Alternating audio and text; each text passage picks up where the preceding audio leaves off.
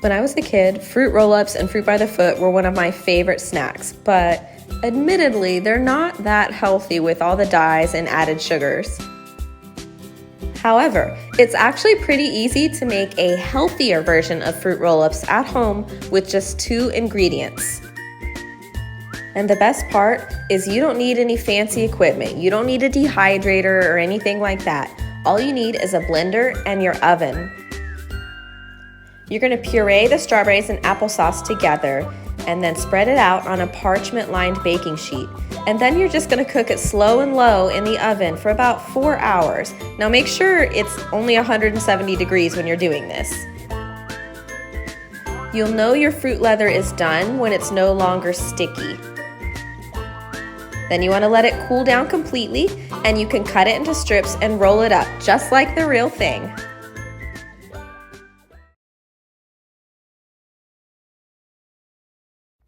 This homemade granola recipe is my new favorite snack. I never thought I'd be this excited about granola, but it is that good. It's so much better than any store-bought granola recipe I've ever tried, and it's so much better for you because it's made with real food, superfood ingredients. It doesn't have all that added sugar, like refined sugar that the store-bought granola has. I mean, they're basically candy, but this stuff is, you can feel good about eating it. My kids love it. It makes a big batch that you can keep in a bag, and it lasts all week. It's really easy to make. First, you're going to whisk together all the wet ingredients, add them to all the dry ingredients, mix it till combined, press it into a pan, bake for about 20 minutes until it just starts to get crispy, and then you're going to allow it to set and you can break it into bars or clusters. I also added some chocolate chips on top because a little bit of chocolate makes everything better. You can do that if you want. You can leave them out. It's up to you. So good. Trust me.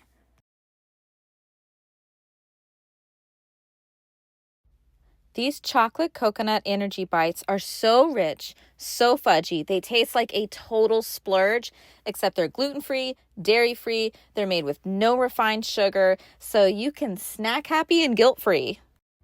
Not only are they delicious, they're also really easy to make. You're going to chop the walnuts and then the dates in a food processor and scoop that mixture into a large bowl. Then you're going to fold in the remaining ingredients.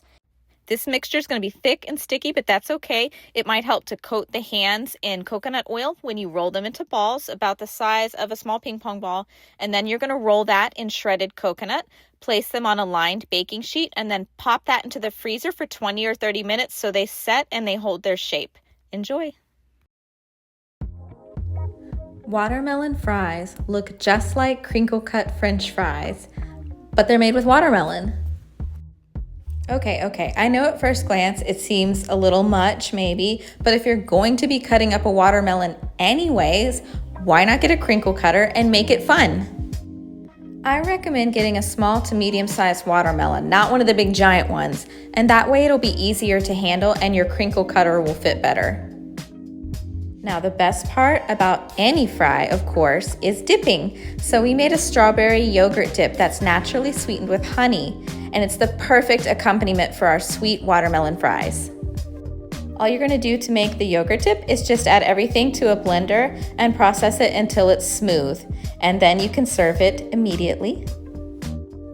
Wouldn't this be such a fun treat to serve at summer potlucks and barbecues? And this one isn't just for the kids. Grown-ups are going to love them too. These crispy baked kale chips are so crispy, so flavorful, they're healthy. You can make them with just 3 ingredients and 20 minutes. And just hear me out. I know kale gets a bad rap, but these are actually kid approved. My kids love them, and they are big potato chip fans. So if they will eat kale chips, anybody will eat kale chips. You can use any kind of fresh kale for this recipe. The most important thing is after you wash it, you want to make sure that the leaves are totally dry. You can blot them with a paper towel, put them in a salad spinner, whatever it takes. But if there's any moisture on the leaves, then your oil and your seasoning won't stick very well. We kept it simple with sea salt for our seasoning, but you could use ranch seasoning, you could use everything bagel, you could add some cayenne or chili pepper, spice it up, whatever you like. If you have any leftovers, keep them in a sealed airtight container at room temperature. They're best enjoyed within a couple days.